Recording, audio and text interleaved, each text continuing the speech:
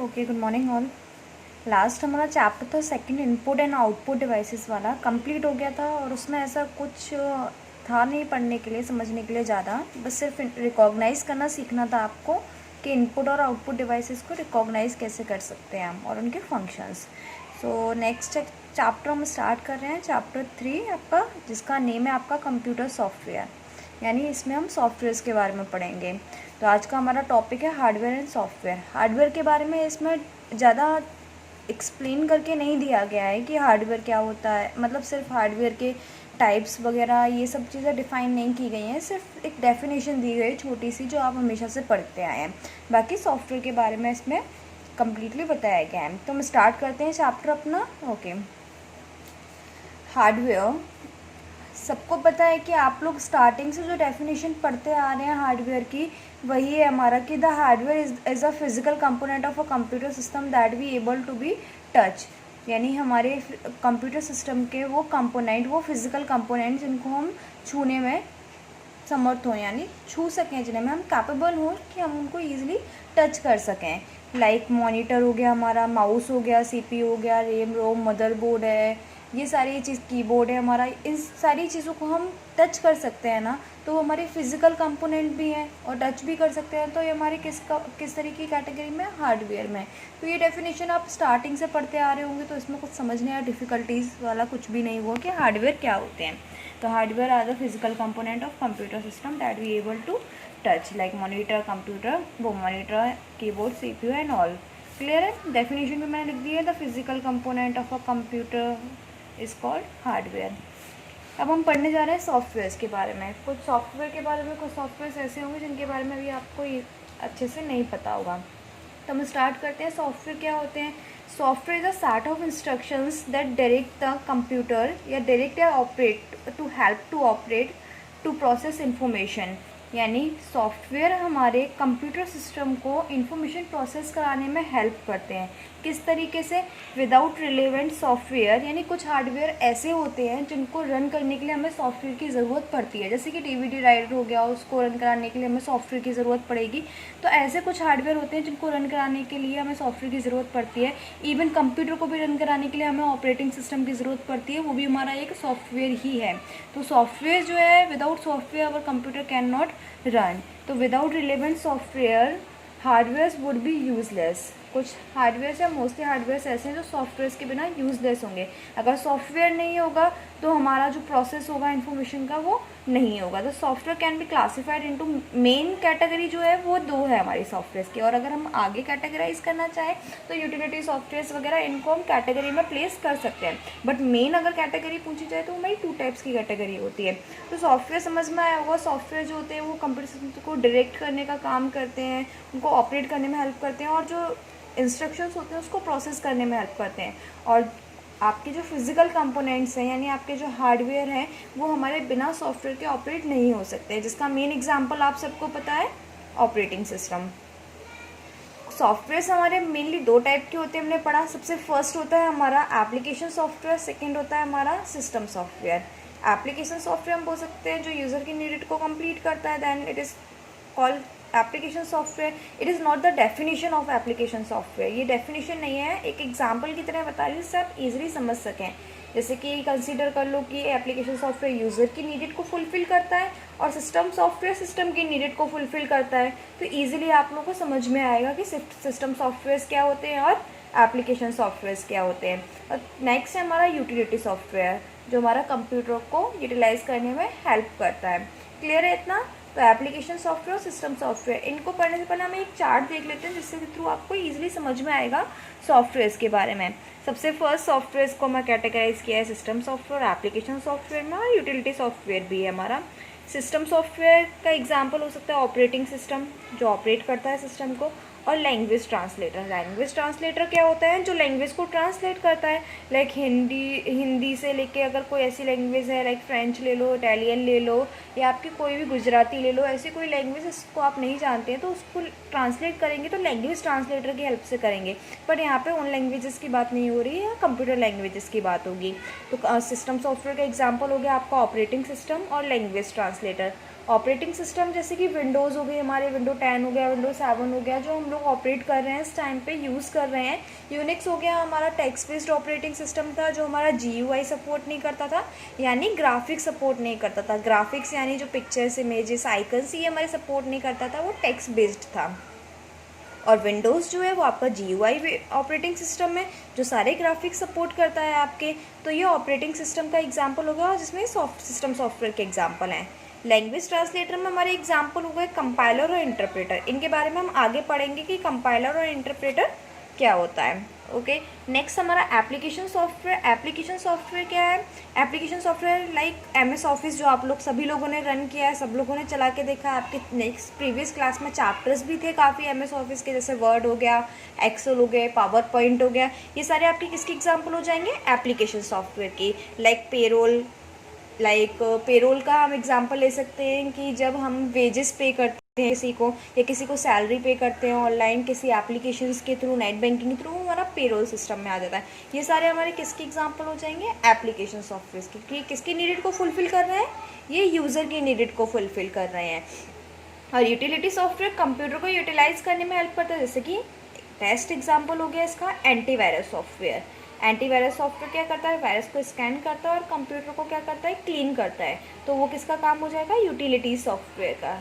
Disc cleanup हो गया, यानी जो हमारा स्पेस होता है उसको क्लीन करना, जो यूजलेस स्पेस होता है, ये हमारे किसके काम हो जाएंगे? सारे यूटिलिटी सॉफ्टवेयर के काम हो जाएंगे। क्लियर है यूटिलिटी सॉफ्टवेयर क्या होता है, एप्लीकेशन सॉफ्टवेयर क्या होता है, और सिस्टम सॉफ्टवेयर क्या होता है। अब इनको थोड़ा सा हम डीपली पढ़ते हैं। हाँ, तो सबसे फर्स्ट हम नेक्स्ट टॉपिक स्टार्ट करते हैं सिस्टम सॉफ्टवेयर का। सिस्टम सॉफ्टवेयर क्या होता है? The software which monitor the basic activity of system. जो सिस्टम की बेसिक एक्टिविटीज़ को क्या करे? कंट्रोल करे या मॉनिटर करे, उसको हम सिस्टम सॉफ्टवेयर बोलते हैं। It include operating system and language translator. जो ऑपरेटिंग सिस्टम और लैंग्वेज ट्रांसलेटर क्या करता है? इंक्लूड करता है हमारा। क्लियर है इतना? सिस्टम सॉफ्टवेयर क्या होते हैं? बस एक छोटे से वर्ड से याद रखना, और डेफिनेशन तो आपका थियोटिकली पोर्शन हो जाएगा। आपको मेंटली अगर प्रिपेयर करना है तो याद रखना the software that complete the needed off system, यानी सिस्टम की नीडेड को फुलफिल करने वाला सिस्टम सॉफ्टवेयर। इतना याद रखना तो आपको पता रहेगा कि सिस्टम सॉफ्टवेयर किस कैटेगरी में इंक्लूड होता है। तो ये सिंपल लैंग्वेज है आपकी कि सिस्टम सॉफ्टवेयर सिस्टम की यूटिलिटी या सिस्टम की नीडेड को फुलफिल करता है, वो हमारा सिस्टम सॉफ्टवेयर होता है। जैसे कि ऑपरेटिंग सिस्टम हो गया आपका, और लैंग्वेज ट्रांसलेटर हो गया। ऑपरेटिंग सिस्टम क्या होता है? An operating system OS is a system software that manage computer hardware. Operating system all over system को क्या करता है? ऑपरेट करता है, इसलिए इसको ऑपरेटिंग सिस्टम बोला जाता है। यानी सिस्टम में हमारी जितनी भी एक्टिविटीज़ हो रही हैं उनको कंट्रोल कौन करता है, उनको ऑपरेट कौन करता है? Operating system. जैसे कि it manage the computer hardware, software and provide common service for computer program. और कंप्यूटर प्रोग्राम को जितनी भी कॉमन सर्विसेज होती हैं वो प्रोवाइड कराता है। या हम कह सकते हैं कि computer system communicate with hardware, ये हार्डवेयर के साथ कम्युनिकेट करता है, and allow other program to run, और अदर प्रोग्राम को अलाउ करता है रन करने के लिए अगर वो सेफली है हमारे कंप्यूटर में। यानी सिस्टम को कम्प्लीटली ऑपरेट करने वाले सिस्टम को ही हम क्या बोलते हैं? ऑपरेटिंग सिस्टम बोलते हैं। सिस्टम से मतलब यहाँ पे मेरा एक कंप्यूटर को ऑपरेट करने वाले सिस्टम को ऑपरेटिंग सिस्टम बोलते हैं, यानी सिस्टम को, यानी कंप्यूटर को सिस्टम से डिनोट कर रहे हैं। कन्फ्यूज़ मत होइएगा बार बार सिस्टम वाले वर्ड में। ओके, तो हमारा ऑपरेटिंग सिस्टम कंप्लीट था कि सिस्टम को जो ऑपरेट करता है उसको हम क्या बोलते हैं? ऑपरेटिंग सिस्टम बोलते हैं। अब लैंग्वेज ट्रांसलेटर के बारे में हम पढ़ते हैं, कंप्यूटर लैंग्वेज ट्रांसलेटर के बारे में। तो लैंग्वेज ट्रांसलेटर जो वर्ड है वो आपको क्लियरली समझ में आ रहा होगा कि जो लैंग्वेज को ट्रांसलेट करते हैं उनको हम लैंग्वेज ट्रांसलेटर बोलते हैं। लैंग्वेज जैसे कि कोई भी हमारी लैंग्वेज है, हिंदी टू गुजराती कर रहे हैं या पंजाबी टू हिंदी कर रहे हैं, तो ये लैंग्वेज टू लैंग्वेज ट्रांसलेशन हो रहा है ना हमारा। तो इसको हम मोस्टली जैसे मशीन्स होती हैं उनसे लैंग्वेज से ट्रांसलेट करते हैं। पर अगर बात की जाए कंप्यूटर की लैंग्वेज ट्रांसलेट करने की, तो कंप्यूटर में भी लैंग्वेजेस होती हैं, जैसे प्रोग्रामिंग लैंग्वेज। आपने एक स्क्रिप्ट लैंग्वेज यानी मार्कअप लैंग्वेज 8th क्लास में पढ़ी थी, HTML। याद होगा ओल्ड स्टूडेंट्स को कि HTML, यहाँ पे कोई अब न्यू स्टूडेंट तो होगा नहीं 9th स्टैंडर्ड में, तो आपको इतना पता है कि 8th क्लास में हम लोगों ने एक लैंग्वेज पढ़ी थी HTML, जो स्क्रिप्ट लैंग्वेज थी हमारी। तो उसको अगर ट्रांसलेट करना होगा, क्योंकि आपका जो कंप्यूटर सिस्टम है वो ये वाली लैंग्वेज तो नहीं समझता जो हमने लिख रखी है, वो मशीन लैंग्वेज समझता है। तो उसमें ट्रांसलेट करना होगा ना, क्योंकि हम तो नहीं समझ सकते, या तो हमें मशीन लैंग्वेज सीखनी होगी या कंप्यूटर को ये वाली लैंग्वेज सीखनी होगी, तो इसमें से कोई काम नहीं हो सकता है। इसलिए वो क्या करता है, लैंग्वेज को मशीन लैंग्वेज में ट्रांसलेट करने का काम करता है। ये जो काम है वो हमारा वो लैंग्वेज ट्रांसलेटर की हेल्प से डन होता है।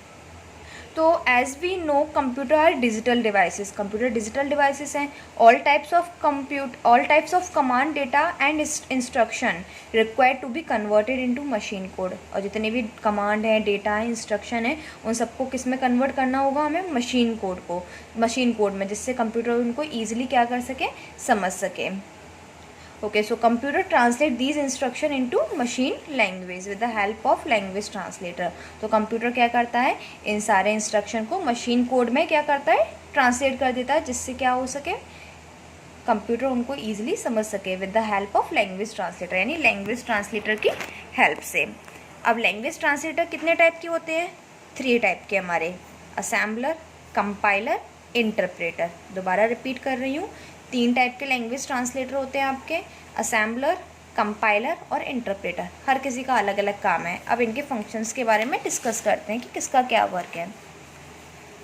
ओके, असेंबलर क्या करता है, असेंबलर जो होता है, an assembler is a program that convert assembly language into machine language, यानी वो जो होता है वो असेंबली लैंग्वेज को मशीन कोड में कन्वर्ट करता है। मशीन कोड आपको पता है 0 और 1 मैं पढ़ा चुकी हूँ, बाइनरी फॉर्म आपको 8th क्लास में, वो मशीन कोड होता है हमारा। अब वो क्या करता है, असेंबली लैंग्वेज एक तरीके की कंप्यूटर लैंग्वेज होती है, जिसका नाम ही है असेंबली लैंग्वेज। इसमें एक्सप्लेन करने लायक कुछ भी नहीं है कि मैं असेंबली लैंग्वेज का पूरा इंट्रो दूँ, बस ये कंप्यूटर लैंग्वेज है एक हमारी। तो असेंबलर क्या करता है, असेंबली लैंग्वेज को मशीन कोड में ट्रांसलेट कर लेता है, जिससे वो उसको ईजिली समझ सके। ये काम किसका होता है, असेंबलर का। अब कंपाइलर का काम क्या होता है, a compiler is a computer program that translate computer code written in one programming language, यानी कोई प्रोग्रामिंग लैंग्वेज है, जैसे कि हमारा सी हो गई, C++ हो गई है, या HTML हो गई, कोई भी HTML आप लोगों ने पढ़ी तो मैं उसका एग्जांपल दे देती हूँ। लाइक वो हमारी स्क्रिप्टिव लैंग्वेज है, याद रखना हाई लेवल लैंग्वेज नहीं है, पर मैं ट्रांसलेशन का एक एग्जांपल दे रही हूँ आपको। जैसे आप लोगों को मैंने पढ़ाया था HTML हेड वाला कंप्लीटली करके, उसमें मैंने लिखा था PTEC के अंदर आपको कोई कंप्लीट पैराग्राफ लिखना हो तो वो आपका प्रिंट होगा, इस तरीके से मैंने आपको 8th स्टैंडर्ड में पढ़ाया था। तो ये हमारी कोई लैंग्वेज है, कोई प्रोग्रामिंग लैंग्वेज है, उसको हमने लिखा हुआ है। जैसे कि ये compiler is a computer program that translate computer code written in one programming language, और वो हमारी प्रोग्रामिंग लैंग्वेज हमने ये मान ली, ठीक है। Then language into another programming language, और वो क्या करता है, कंपाइलर उस नेक्स्ट प्रोग्रामिंग लैंग्वेज में इस प्रोग्रामिंग लैंग्वेज को ट्रांसलेट करने का काम करता है। ज़रूरी नहीं है कि वो मशीन कोड में ट्रांसलेट करे, कोई भी टारगेटेड लैंग्वेज है उसमें ट्रांसलेट करने का काम किसका होता है, कंपाइलर का काम होता है। यानी वो एक प्रोग्रामिंग लैंग्वेज को दूसरी प्रोग्रामिंग लैंग्वेज में क्या करता है, ट्रांसलेट करता है, यानी दूसरे कोड्स में सोर्स कोड को आपके दूसरे कोड में क्या कर देता है, ट्रांसलेट कर देता है। ये काम किसका होता है, कंपाइलर का। याद रखना, कंपाइलर एक प्रोग्रामिंग लैंग्वेज को दूसरी टारगेटेड प्रोग्रामिंग लैंग्वेज में ट्रांसलेट करने का काम करता है। पहले वो इस कोड को किस में कन्वर्ट करेगा, मशीन कोड में कन्वर्ट करेगा, उसके बाद वो क्या करेगा, दूसरी प्रोग्रामिंग लैंग्वेज में कन्वर्ट करेगा। यानी इस लैंग्वेज को कन्वर्ट करने के प्रोसेस को हम एग्जीक्यूशन बोलते हैं, EXECUTION, एग्जीक्यूशन, ठीक है। तो ये क्या करता है, एक प्रोग्राम को एग्जीक्यूट करता है और दूसरे प्रोग्राम में कन्वर्ट कर देता है, ये कंपाइलर का काम होता है। अब इंटरप्रेटर का काम क्या होता है, an interpreter is a computer program that directly execute instruction written in a programming scripting language, या तो प्रोग्रामिंग लैंग्वेज हो या स्क्रिप्टिंग लैंग्वेज हो। स्क्रिप्टिंग लैंग्वेज आपने पढ़ी है तो आपको उसका एग्जांपल पता है, प्रोग्रामिंग लैंग्वेज आपने नहीं पढ़ी है तो उसके ऊपर ज़्यादा कंसंट्रेशन मत करो, सिर्फ इतना याद रखो कि प्रोग्रामिंग लैंग्वेज है हमारी, जैसे HTML हमने पढ़ी है, वैसे और भी लैंग्वेजेस होती हैं हमारी, तो उनको हम प्रोग्रामिंग लैंग्वेज के नाम से डिनोट करते हैं। इतना क्लियर है। अब जैसे कंपाइलर क्या करता है, पहले एक प्रोग्रामिंग लैंग्वेज है या कोई भी हाई लेवल लैंग्वेज है, उसको लेके क्या किया उसने, मशीन कोड में ट्रांसलेट किया, मशीन कोड से फिर दूसरे में क्या किया, दूसरी लैंग्वेज में ट्रांसलेट किया। पर इंटरप्रेटर क्या करता है, ये डायरेक्टली आपकी जो आपने जो लैंग्वेज लिखी है उसको डायरेक्टली किस में कन्वर्ट कर देगा, आपका दूसरे कंप्यूटर लैंग्वेज में, या फिर वो आपको यानी कोई भी लैंग्वेज जो आपने लिखी है उसको वो मशीन कोड में डायरेक्टली ट्रांसलेट कर देगा, डायरेक्टली एग्जीक्यूट करता है। कोई भी इंस्ट्रक्शन आपने लिखा उसको क्या करेगा, डायरेक्टली एग्जीक्यूट करेगा। उसको ज़रूरी नहीं बार बार मशीन कोड में चेंज करे, फिर दूसरी लैंग्वेज में चेंज करेगा, इतना प्रोसेस इंटरप्रेटर नहीं करता है। बट कंपाइलर क्या करता है, सारे सीक्वेंस को फॉलो करता है, उसके बाद वो ट्रांसलेट करता है। तो ये डिफरेंस है इंटरप्रेटर और कंपाइलर में। असेंबली तो सिर्फ असेंबली लैंग्वेज को ट्रांसलेट करने का काम करता है। ये थोड़ा डिफिकल्ट लग रहा हो क्योंकि लैंग्वेज आपने नहीं पढ़ी है, बस इतना याद रखना कि इनका वर्क क्या होता है। इनको डीपली में पढ़ने की ज़रूरत नहीं कि कौन सी लैंग्वेज को किस तरीके से ट्रांसलेट करता है, वो आपका वर्क नहीं है। आपको सिर्फ इतना पता होना चाहिए कंपाइलर किस तरीके का ट्रांसलेशन करता है और इंटरप्रेटर किस तरीके का ट्रांसलेशन करता है। क्लियर है? कंपाइलर पहले मशीन कोड में रह देता है, मशीन कोड यानी बाइनरी फॉर्म आपका 0 और 1, उसके बाद अदर प्रोग्रामिंग में कन्वर्ट करता है, और इंटरप्रेटर क्या करता है, डायरेक्टली उसको एग्जीक्यूट करता है। कुछ डिफरेंस देख लेते हैं इंटरप्रेटर और कंपाइलर में, जिससे आपको क्लियर हो जाएगा क्या इंटरप्रेटर और कंपाइलर में क्या डिफरेंसेस होते हैं आपके। ओके, कंपाइलर इंटरप्रेटर में डिफरेंस है आपका, compiler scan the entire program first. आप जब भी HTML कोडिंग लिखते हो तो आप कोई टेक्स्ट एडिटर यानी नोटपैड पे ही तो उसको लिखते थे, और जब आप कंप्लीटली उसको लिखते थे तभी तो आप उसको जाके वेब पेज में देखते थे कि वो ट्रांसलेट हुआ है कि नहीं हुआ। मैंने आप लोगों को प्रैक्टिकली कराया होगा, तब आपने ये चीज़ नोटिस की है कि पहले आप कंप्लीटली कोड लिख लेते हो, उसके बाद उसको ट्रांसलेट करते हो जाके। तो कंपाइलर क्या कहता है, scan the entire program first. जितना भी आपने प्रोग्राम लिखा होगा उसको क्या करेगा, पहले वो स्कैन करेगा, देखेगा कि कंप्लीट प्रोग्राम आपका सही है या नहीं, उसके बाद क्या करेगा, उसको मशीन कोड में ट्रांसलेट कर देगा। बट इंटरप्रेटर क्या करता है, translate the program line by line. आपने एक लाइन लिखी, ट्रांसलेटेड, एक लाइन लिखी, ट्रांसलेटेड, एक लाइन लिखी, ट्रांसलेटेड। आपको इसके लिए किसी और प्रोग्राम में एंटर करने की ज़रूरत नहीं। जैसे HTML में आपने लिखा और आप क्रोम पे जाके या किसी वेब ब्राउज़र पे जाके देखते हो कि वो सही है यानी, इंटरप्रेटर आपको सेम टाइम रिजल्ट देगा। आपको इस सॉफ्टवेयर से बाहर निकलने की ज़रूरत नहीं है। यानी ये पहले प्रोग्राम को कम्प्लीटली स्कैन करता है, उसके बाद मशीन कोड में ट्रांसलेट करता है, जबकि इंटरप्रेटर क्या करता है, line by line same time पे ट्रांसलेट करता है। सेकेंड है convert all the machine code. सारे मशीन कोड को कन्वर्ट करता है, पर कब, when all the syntax error are remove. Syntax error मतलब जैसे कि मैंने आप लोगों को पढ़ाया, तो आप लोग इसमें सिंटैक्स एरर पहचान लेंगे अगर स्टूडेंट्स को लर्न होगा तो। COLUR। अब अगर मैं इसको रन करूँगी तो इसमें एक एरर है जो है कलर की स्पेलिंग, COLOUR। हम लोग कलर की स्पेलिंग COLOR लिखते हैं। अगर ये एरर है तो वो आपका बैकग्राउंड कलर रेड नहीं करेगा, और ये स्पेस नहीं होना चाहिए। ये आपका क्या है, एरर है, ये आपका सिंटैक्स एरर माना जाएगा। समझ में आया सिंटैक्स एरर क्या होता है आपका। तो convert all the machine code when all the syntax error are remove. जब सारे सिंटैक्स एरर रिमूव हो जाते हैं तब ये मशीन कोड में क्या करता है, उसको ट्रांसलेट करता है। जबकि इंटरप्रेटर क्या करता है, same time every line is checked. वो सारा एंटायर प्रोग्राम एक चेक नहीं करता है, इंटरप्रेटर एक लाइन एक बार में एक लाइन चेक करता है, उसके बाद क्या करता है, एक लाइन करेक्ट है उसको क्या किया, आगे ट्रांसफ़र, एक लाइन करेक्ट है उसको आगे ट्रांसफ़र। वो पूरा एक साथ चेक नहीं करता है। ये किसका काम होता है, इंटरप्रेटर का। कंपाइलर स्लो फॉर डिबगिंग, यानी रिमूविंग और डिबगिंग का मीन्स होता है मिस्टेक रिमूव करना। जैसे ये मिस्टेक्स थी उसको रिमूव किया हमने, तो स्लो फॉर डिबगिंग यानी मिस्टेक रिमूव करने में बहुत स्लो वर्क करता है। और ये गुड फॉर फास्ट डिबगिंग, और ये डिबगिंग में क्या करता है, बहुत अच्छा फास्ट परफॉर्मेंस देता है। जैसे ये जल्दी जल्दी हमारे क्या होते हैं, मिस्टेक्स रिमूव हो जाते हैं। याद रखना डिबगिंग मीन्स क्या होता है। एग्जीक्यूशन टाइम इज़ लेस, यानी जो एग्जीक्यूट करता है, ट्रांसलेट करने का काम करता है, वो उसका बहुत लेस होता है, कम टाइम में क्या करता है, एग्जीक्यूट कर लेता है। ये एडवांटेज है, बहुत अच्छी बात है कि कम टाइम में ज़्यादा जल्दी एग्जीक्यूट कर लेता है।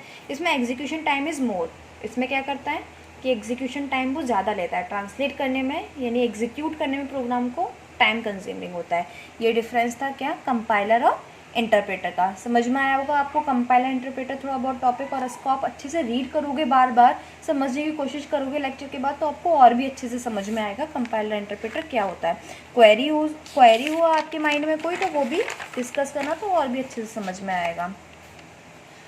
नेक्स्ट है आपका एप्लीकेशन सॉफ्टवेयर। सिस्टम सॉफ्टवेयर खत्म हो गया आपका, जिसमें हमने ऑपरेटिंग सिस्टम और लैंग्वेज ट्रांसलेटर के बारे में पढ़ा।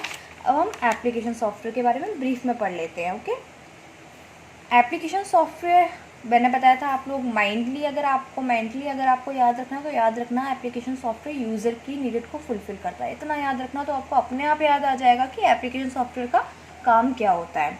Application software design for specific uses और perform the task of his choice, यानी हमारी चॉइस का टास्क परफॉर्म करने के लिए हम एप्लीकेशन सॉफ्टवेयर का यूज़ करते हैं और स्पेसिफिक यूजेस के लिए हमारा एप्लीकेशन सॉफ्टवेयर का यूज़ होता है। Application software category into 2 parts, application software को 2 कैटेगरी में प्लेस किया गया है, जनरल पर्पज और specific purpose. General purpose specific purpose से आपको नाम समझ में आ रहा होगा, जनरल यानी जनरली यूज़ होता है, स्पेसिफिक यानी स्पेशल पर्पज के लिए यूज़ होता है। अब जनरल पर्पज में कौन कौन से सॉफ्टवेयर ऐड हो सकते हैं, यानी इनका क्या काम हो सकता है, आप किस तरीके की यूज़र की नीड को फुलफिल करेंगे ये। A general purpose software can work for multiple purpose, यानी ये मल्टीपल पर्पज के लिए वर्क कर सकते हैं, यानी एक से ज़्यादा टास्क परफॉर्म करने की कैपेबिलिटी होती है इसमें, यानी जनरली वो हर पर्पज के लिए यूज़ हो जाता है, हर मतलब ये नहीं बोलेंगे ऑल पर्पज के लिए, पर मल्टीटास्किंग होता है आपका, एक से ज़्यादा टास्क परफॉर्म करने की कैपेबिलिटी होती है। जैसे कि हम एग्जांपल ले लें वर्ड का, MS वर्ड आपने चलाया है 8th क्लास में, प्रैक्टिकल किया है, तो आपको पता है इट इनेबल्स क्रिएट भी कर सकते हैं हम, एडिट भी कर सकते हैं, डॉक्यूमेंट को प्रिंट भी कर सकते हैं, सेव भी कर सकते हैं और बहुत सारी फॉर्मेटिंग भी कंप्लीट कर सकते हैं। तो हम मल्टी वर्क कर रहे हैं ना, क्रिएट भी कर रहे हैं, सेम टाइम पे एडिट भी कर सकते हैं सेम सॉफ्टवेयर पे, तो मल्टीटास्किंग हुआ हमारा, जनरल पर्पज़ की कैटेगरी में आ गया। स्प्रेडशीट का एग्जांपल हम ले लेंगे, एक्सेल हो गया हमारा, एक्सेल में भी हम ऐसे ही बहुत सारे काम कर सकते हैं। पावर पॉइंट हो गया आपका, पावर पॉइंट में भी हम इस तरीके से बहुत सारे रिलेटेड वर्क कर सकते हैं। तो ये आपके मल्टीटास्क परफॉर्म कर रहे हैं, एक से ज़्यादा पर्पज के लिए यूज़ हो रहे हैं, सिंगल पर्पज के लिए यूज़ नहीं हो रहे हैं ना, इसलिए कैसे सॉफ्टवेयर हो जाएंगे, जनरल पर्पज हो जाएंगे। अब स्पेसिफिक पर्पज सॉफ्टवेयर क्या होता है, a specific purpose software generally has one purpose. Specific purpose में क्या होता है, एक पर्पज होता है उनका, वो मिक्सअप नहीं करते, मल्टीटास्किंग परफॉर्म नहीं करते, and solve one specific task, और एक बार में एक स्पेसिफिक टास्क परफॉर्म करने की कैपेबिलिटी ही ये रखते हैं। जैसे कि एग्जांपल में लो रिजर्वेशन सिस्टम के अगर हमारे पास एग्जांपल होंगे तो हमारे पास बहुत सारे रिजर्वेशन ऐप्स हो गए, हम उनके एग्जांपल्स ले सकते हैं। तो उनका काम क्या होता है, सिर्फ और सिर्फ रिजर्वेशन, उनके थ्रू आप और अदर कोई वर्क नहीं कर सकते, लाइक एडिटिंग नहीं कर सकते आप, प्रिंटिंग नहीं कर सकते आप, और कोई other work, simple one task perform करेगा, स्पेसिफिक पर्पज होगा। अकाउंटिंग मैनेजमेंट हो गया, उसमें सिर्फ अकाउंट से रिलेटेड ही वर्क हो सकता है हमारा, ऐसा नहीं है हम उसमें डॉक्यूमेंट क्रिएट करने लगें या हम लोग अपना प्रेजेंटेशन रिलेट करने लगें। बिलिंग सिस्टम हो गया, जब हम जाते हैं अपने डेबिट कार्ड से शॉपिंग करते हैं तो हम बिलिंग सिस्टम के थ्रू क्या कर सकते हैं, सिर्फ बिलिंग कर सकते हैं और कोई वर्क तो हमारा डन नहीं हो सकता। तो ये सारे एग्जाम्पल हो गए हमारे एक पर्पज़ के। तो यही था हमारा स्पेसिफिक पर्पज़, यानी स्पेसिफिक पर्पज़ सिर्फ वन पर्पज़ के लिए परफॉर्म होता है, यूज़ होता है और एक बार में सिर्फ एक ही टास्क परफॉर्म करने की कैपेबिलिटी रखता है। ये आपका स्पेसिफिक पर्पज, ये आपका जनरल पर्पज। समझ में आया होगा डिफरेंस एप्लीकेशन सॉफ्टवेयर का कि जनरल पर्पज और स्पेसिफिक पर्पज में क्या डिफरेंस होता है। क्लियर है इतना? ओके, तो ये आपका सॉफ्टवेयर का टॉपिक यहीं पे ख़त्म होता है। आगे आपके जो है यूटिलिटीज़ वगैरह वो एंटीवायरस में ही है सिर्फ, और भी थोड़े बहुत होंगे, वो मैं नेक्स्ट आपका बताऊँगी। यहाँ पे इतना फिनिश करते हैं सिर्फ सॉफ्टवेयर का टॉपिक, तो आपको इजीली सॉफ्टवेयर को पढ़ने में ज़्यादा प्रॉब्लम नहीं होगी, आप इजीली कैच कर पाएंगे। तो अपना अच्छे से पढ़ना और जितना भी मैंने चैप्टर कराया उनको रिवाइज़ करते रहना। ऐसा ना हो कि इन हॉलीडेज़ में लास्ट प्रीवियस चैप्टर मुझे दोबारा वहीं से स्टार्ट करने पड़े। हाँ, मैं इंट्रो दे दूँगी, मैं ब्रीफ में एक्सप्लेन कर दूँगी, बट दोबारा से स्टार्टिंग वाली सिचुएशंस मत लाना, उसको अच्छे से पढ़ते रहना सारे चैप्टर्स को। Okay, good bye.